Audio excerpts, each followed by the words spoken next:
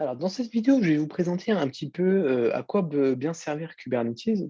Alors, comme je l'ai dit dans la vidéo d'introduction, Kubernetes peut paraître assez déroutant au premier abord.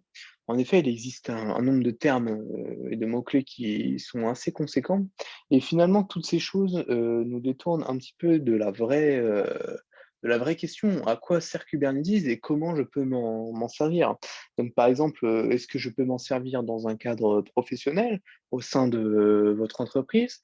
Est-ce que je peux m'en servir dans un cadre personnel, par exemple sur des petits projets?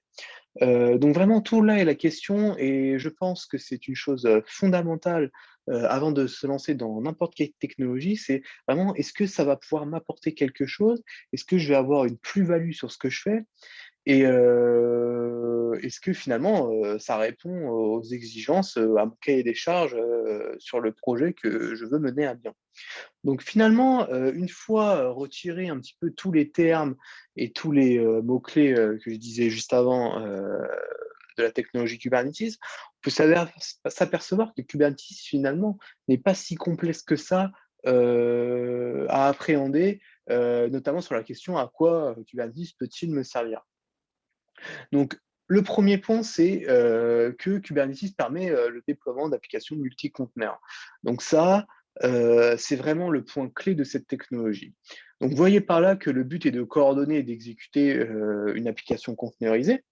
Mais la particularité, c'est que sur un ensemble de machines, un cluster de machines. Vous voyez par là, dans le mot cluster, que finalement, c'est seulement un regroupement de machines qui peuvent communiquer les unes avec les autres dans un même environnement. Donc, de façon vraiment très, très simplifiée. Donc, c'est vraiment le principe de ce cluster qui est vraiment important à connaître et important à savoir. Donc le deuxième point, vraiment finalement, dans tout ça, c'est, qu'est-ce que Kubernetes, va permettre de faire? Donc c'est vraiment, le deuxième point qui est essentiel, c'est la simplification de plusieurs tâches redondantes. Donc il y a beaucoup, d'applications qui résident sur un modèle très simple, base de données, front-end, serveur cache, et cetera et vous en conviendrez que, tout cet environnement, à gérer peut paraître, assez, complexe, au premier abord et nécessite quand même, beaucoup de temps. Ce qui, forcément, peut induire des erreurs, peut mettre, down votre application. Enfin, il peut y avoir tout un tas de raisons qui fait que, ça ne se passe pas forcément bien et c'est là que Kubernetes intervient. C'est qu'il va pouvoir, comme je l'ai dit juste avant, mettre en harmonie, tout un système, donc comme je l'ai dit juste avant, base de données, front-end, serveur cache. Il va permettre de mettre en harmonie tout ce système-là pour pouvoir que tout communique bien, les uns avec les autres. Donc et surtout de façon automatisée, c'est surtout ça, le plus important. Mais un autre avantage que Kubernetes a et que d'autres technologies n'ont pas, par exemple, c'est que, il intègre, le scaling d'applications conteneurisées.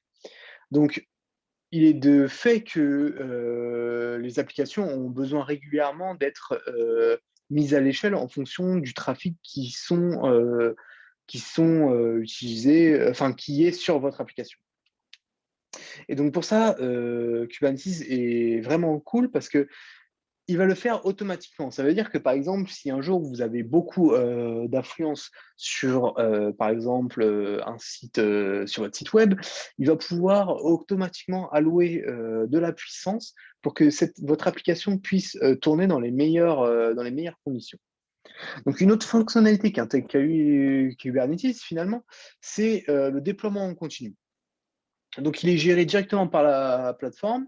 Donc pour ceux qui ne savent pas, ce qu'est le déploiement continu, ça lui permet de mettre à jour les images, de conteneurs. Donc si vous avez besoin de faire des mises à jour, je ne sais pas, sur des technologies, de versions ou je ne sais pas, peu importe, le paramètre, ou par exemple de revenir en arrière, hein, ça marche dans les 2 sens et bah, Kubernetes pourra le faire très simplement et ça va vous faire gagner, vraiment une fiabilité et surtout,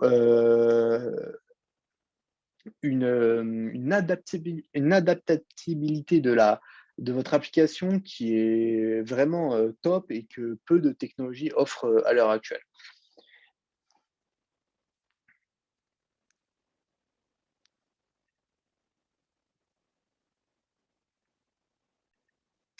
Donc finalement, dans cette partie bon, que j'ai passé un petit peu rapide, je vous invite aussi à regarder de votre côté vraiment tous les points de Kubernetes, parce qu'il en existe des dizaines.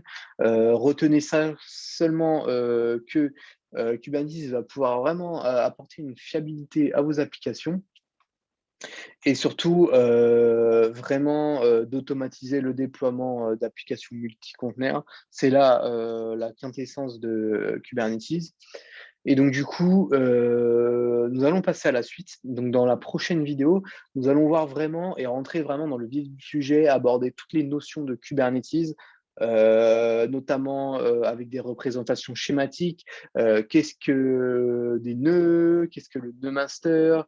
Qu'est-ce que les pods? Qu'est-ce que composent les nœuds master? Qu'est-ce que composent les nœuds Kubernetes? Toutes ces choses-là qui vont vraiment pouvoir vous permettre de visualiser la technologie dans son ensemble. Et finalement, vous allez pouvoir vous apercevoir que Kubernetes n'est pas si compliqué que ça. Une fois le schéma posé, vous allez très vite comprendre comment les différentes parties de Kubernetes communiquent entre elles. Donc, nous nous retrouvons pour la prochaine vidéo.